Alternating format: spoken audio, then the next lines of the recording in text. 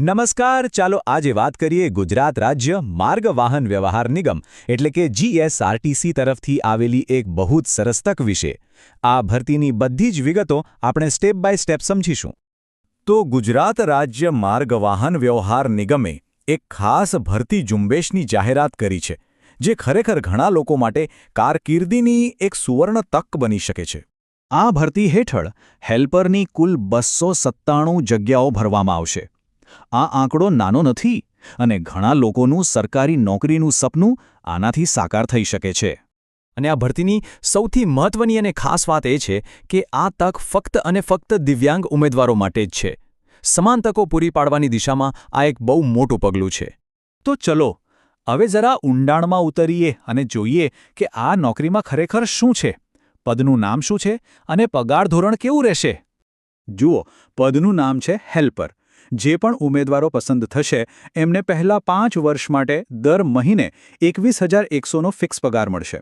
અને સૌથી સારી વાત એ છે કે 5 વર્ષની સેવા સંતોષકારક રીતે પૂરી કર્યા પછી નિગમના નિયમો પ્રમાણે કાયમી નિમણૂક પણ મળી શકે છે, જે એક સુરક્ષિત ભવિષ્ય માટે બહુ જરૂરી છે.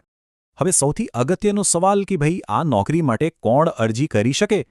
ચલો એની યોગ્યતાના જે પણ માપદંડો છે એને બરાબર સમજી લઈએ. ઉંમરની વાત કરીએ તો ઓછામાં ઓછી 18 અને વધુમાં વધુ 45 વર્ષ. અહીં ખાસ નોંધવા જેવી વાત એ છે કે દિવ્યાંગ ઉમેદવારોને 10 વર્ષની છૂટછાટ આપવામાં આવી છે. એના કારણે જ મહત્તમ વયમર્યાદા 45 વર્ષ સુધીની છે, જે ઘણા બધા ઉમેદવારોને અરજી કરવાની તક આપશે. શૈક્ષણિક લાયકાતમાં સૌથી મુખ્ય છે આઈટીઆઈનું પ્રમાણપત્ર. કોઈપણ સરકાર માન્ય સંસ્થામાંથી મિકેનિક, ફિટર, ઇલેક્ટ્રિશિયન જેવા અલગ અલગ ટ્રેડમાંથી કોઈ એકમાં ઓછામાં ઓછો 1 વર્ષનો આઈટીઆઈ કોર્સ કરેલો હોવો જોઈએ. કયા કયા ટ્રેડ માન્ય છે એનું આખું લિસ્ટ સત્તાવાર જાહેરાતમાં આપેલું છે, એ એકવાર જરૂર જોઈ લેવું. હવે અહીં એક બહુ જ કામનો પોઈન્ટ છે. જે ઉમેદવારો પાસે આઈટીઆઈની સાથે સાથે એ જ ટ્રેડમાં એપ્રેન્ટિસશીપ કર્યાનું એનસીવીટીનું સર્ટિફિકેટ હશે એમને પસંદગીમાં પ્રાથમિકતા આપવામાં આવશે. મતલબ કે બીજા ઉમેદવારો કરતાં એમને આગળ રહેવાનો મોકો મળશે. સારું, તો લાયકાતની વાત તો થઈ ગઈ, પણ હવે એ સમજીએ કે આખરે પસંદગી થશે કઈ રીતે? મેરિટ લિસ્ટ કેવી રીતે તૈયાર થશે? ચાલો એની પૂરી પ્રક્રિયા જોઈએ. જુઓ, આખી પસંદગી પ્રક્રિયાના 2 મુખ્ય ભાગ છે. 70% જેટલો મોટો હિસ્સો શૈક્ષણિક લાયકાતના આધારે નક્કી થશે અને બાકીના 30% લેખિત પરીક્ષાના ગુણ પર આધાર રાખશે. અને એ 70%નું વિભાજન પણ બહુ સ્પષ્ટ છે. આઈટીઆઈના ગુણ માટે 55% અને જેમની પાસે એપ્રેન્ટિસશીપનું સર્ટિફિકેટ છે એમને વધારાના 15%નું વેટેજ મળશે. આ બતાવે છે કે પ્રેક્ટિકલ તાલીમનું કેટલું મહત્વ છે. શૈક્ષણિક લાયકાતની વાત તો કરી, હવે આવીએ લિખિત પરીક્ષા પર, જે ફાઇનલ મેરિટમાં નિર્ણાયક 30%નો હિસ્સો ધરાવે છે. આ પરીક્ષા ઓએમઆર આધારિત હશે, મતલબ કે સાચા જવાબના સર્કલ ભરવાના રહેશે. પરીક્ષા કુલ 100 ગુણની હશે અને એના માટે 120 મિનિટ એટલે કે પૂરા 2 કલાકનો સમય મળશે. અને હા, પાસ થવા માટે ઓછામાં ઓછા 40 ગુણ તો લાવવા જ પડશે. અભ્યાસક્રમ પર નજર કરીએ તો અડધો એટલે કે 50 ગુણ તો જે તે આઈટીઆઈ ટ્રેડને લગતા ટેકનિકલ પ્રશ્નોના છે, એટલે એની તૈયારી એકદમ પાક્કી હોવી જોઈએ. બાકીના 50 ગુણમાં સામાન્ય જ્ઞાન, કમ્પ્યુટર અને ધોરણ 10 લેવલનું ગુજરાતી અને અંગ્રેજી વ્યાકરણ પૂછાશે. અહીં સ્કોરિંગ સિસ્ટમ સમજવી ખૂબ જ જરૂરી છે.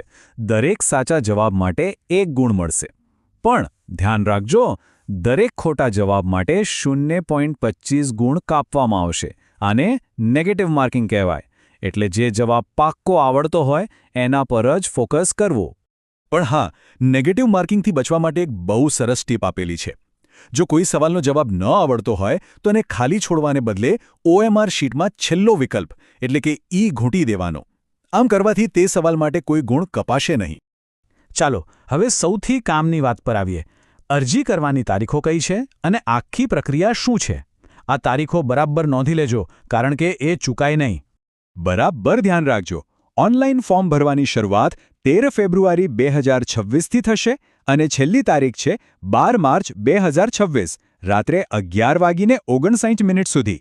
ફી ભરવા માટે 2 દિવસ વધારે મળશે, એટલે કે 14 માર્ચ 2026 સુધી.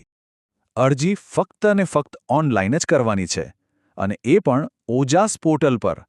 એની વેબસાઇટ છે ojas.gujarat.gov.in. બીજે ક્યાંય અરજી કરવાની નથી. જો ભરતી વિશેની સંપૂર્ણ જાહેરાત વાંચવી હોય અથવા તો ભવિષ્યમાં કોઈ અપડેટ આવે તો એના માટે જીએસઆરટીસીની સત્તાવાર વેબસાઇટ gsrtc.in જોતા રહેવું. તો આ માત્ર એક નોકરી નથી, પણ એક સ્થિર અને સન્માનજનક કારકિર્દી બનાવવાનો મોકો છે.